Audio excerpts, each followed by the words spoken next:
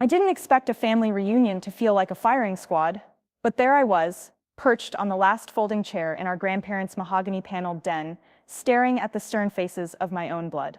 It was an early Sunday afternoon in late September, and the scent of Mom's lemon chicken casserole still lingered in the hallway. I should have been savoring the home-cooked warmth, but instead my throat felt like a desert. "Ethan," my father began, his voice low and clipped, more judge than dad. "You're here because we need answers." I shifted in my seat. A too large cardigan swallowed my frame. I was 29, but tonight I felt 15 again. I met my dad's eyes. His jaw was tight, his posture rigid. Next to him, Mom ran a manicured nail around the rim of her wine glass. My oldest sister, Rachel, leaned forward. "You've been absent," she said, venom flickering at the edge of her smile. "You never help with the business. You don't contribute." She tossed her glossy hair. "Honestly, Ethan, we've been carrying you." Behind her, my brother Michael smirked, arms crossed. "Worthless, Cloud 9, he said, using the nickname I'd long ago regretted. "That's what you are." In the corner, Uncle Joe nodded. "You graduated with that art history degree. Proud of you. Real proud." He tapped his wristwatch. "Took you 4 years and you still can't land a job." My heart raced. I swallowed. I've been looking," I said, but my voice cracked. "I'm trying." Dad sighed. "Trying isn't good enough. You come here every few months, spend the weekend, then vanish. You bring nothing. No skills, no cash, no future." I closed my eyes and let the shame wash over me. The family business, Evoke Industries, was once a thriving sheet metal fabrication shop my grandfather built from scratch. Over the decades, Dad and my uncle expanded it into a regional powerhouse. I'd grown up under the clatter of punch presses and welders' torches, expecting I'd join the ranks, maybe take over. Instead, I'd veered off to New York for art school, chased kids' dream of curating Renaissance paintings. I'd barely paid the bills freelancing at galleries. Now I drifted between temp jobs. My mother's voice, normally soft as cashmere, cut through the room. "We need to know if you're in or out. Because if you're out, we need to buy your shares." The court jester pressure of investors explained.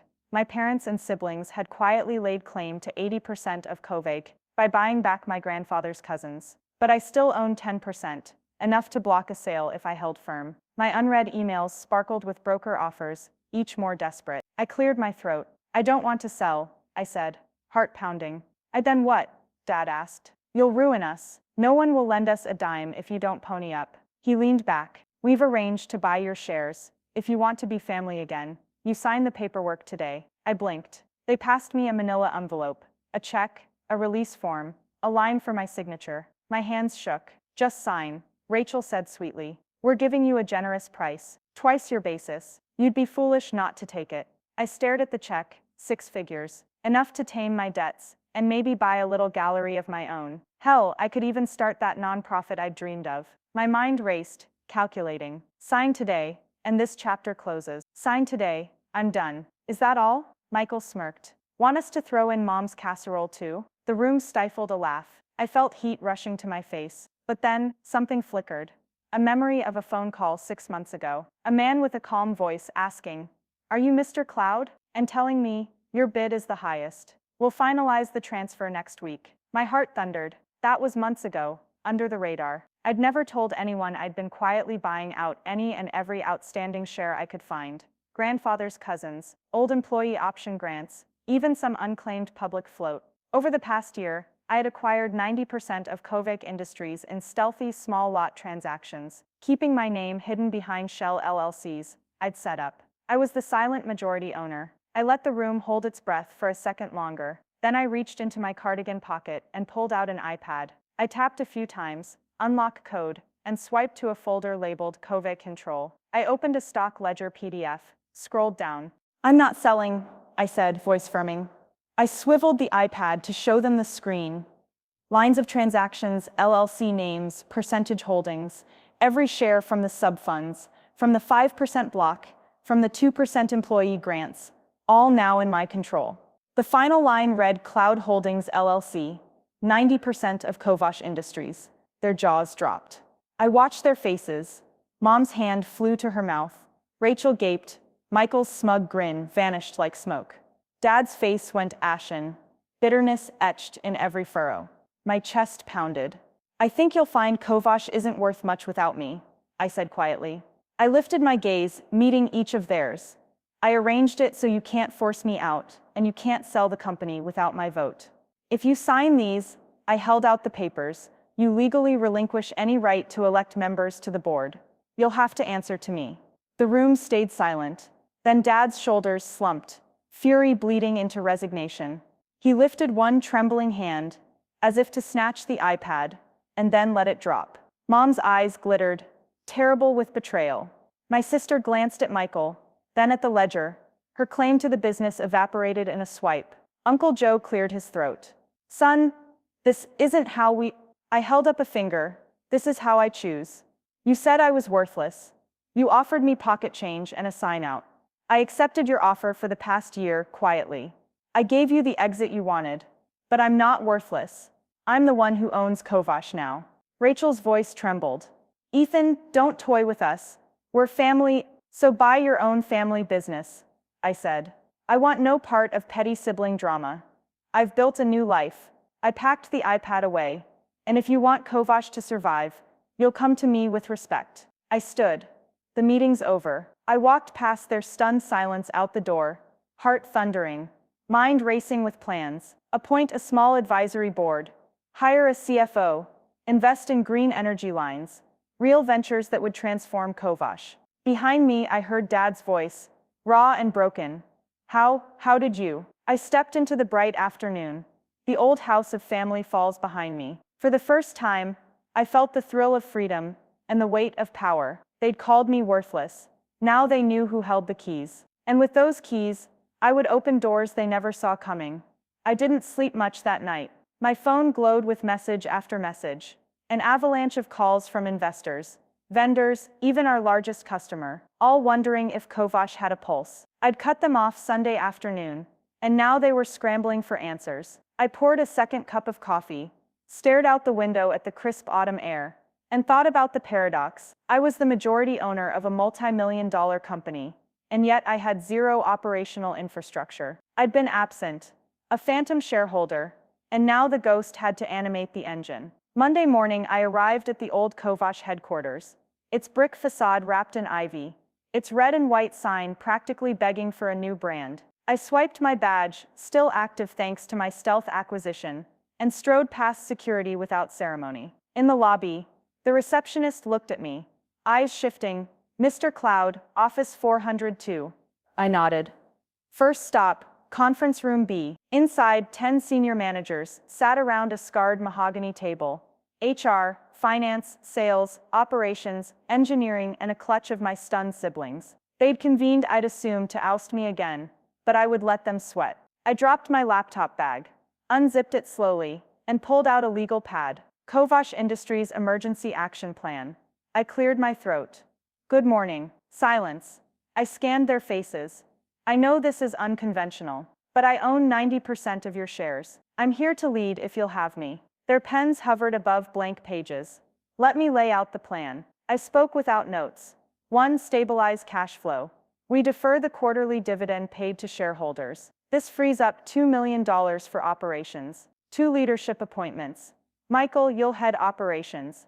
Your years on the factory floor give you the credibility. Rachel, you'll drive sales and marketing strategy. Uncle Joe, governance and external affairs. Aunt Susan, finance oversight. I'll take CEO duties with a small executive team. 3. Core focus. Sheet metal fabrication remains our core, but we'll invest 5% of revenue into prefabricated modular construction. Higher margins. Recurring contracts. 4. Brand relaunch. A new name, Kovash Modular and Metal. New logo. New website. 5. Culture reset. Weekly town halls. Profit sharing for hourly workers. Clear career paths. We were family-owned, but we'd forgotten our roots in craftsmanship and community. We fixed that. I paused. Michael tapped his pen. We want you. But can you lead us? I exhaled. I can learn. I've spent 6 months absorbing every financial report, every board minute. I've lined up a CFO candidate, Laura Jenkins, ex-Tesla, specializing in turnaround. She starts next week. Rachel swallowed. And operations? I smiled. Michael, you know this plant better than anyone. We'll pair you with a regional plant manager, Someone I recruited last quarter, through your referral. She's ready to optimize our throughput. Uncle Joe nodded slowly. We all get positions? Exactly, I said. No one forced out. Only a new mission. Their tension eased, pens scratched across paper. By 11 a.m., we'd signed off on the emergency action plan.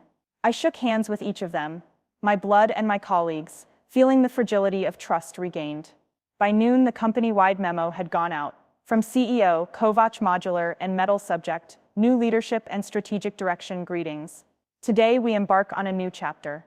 Our family legacy endures, and together we will transform challenges into opportunities. Please join Michael, Rachel, and me this Friday for a town hall in the main auditorium. Hot lunch provided. I look forward to working with all of you. Sincerely, Daniel Cloud Harrison, CEO HR, scrambled to update org charts. It reopened access to my CEO-facilities arranged catered lunches. By 2 p.m., the plant manager buzzed me on Teams. Dan, we can compress lead times by 12% with my new team. I smiled. Let's do it. That evening, I called my best friend Cam, now running an AR startup. You finally took the reins, he yelped. Congrats. Drinks Monday? Monday sounds good. I laughed, relief and apprehension twined together. I need to remember what drinking feels like. Cam chuckled. Don't overpromise on your availability. You're the new czar now. The rest of the week flew by. On Tuesday, I interviewed Laura Jenkins for CFO, charmed the board, and offered her the role. By Wednesday, she negotiated a 6-month line of credit with the regional bank, no family collateral required, just our modular margins and a vision. That evening, Michael and I toured Plant 3, the dusty fabrication line, kicking dust and dreaming bigger. Thursday, I met with our largest client, an HVAC supplier, who'd nearly dropped us after our CEO fiasco. I laid out our new modular approach, prefabricated duct housings integrated with framing, cutting on-site install time in half. They shook my hand. Game changer, they said. On Friday, the town hall was a triumph.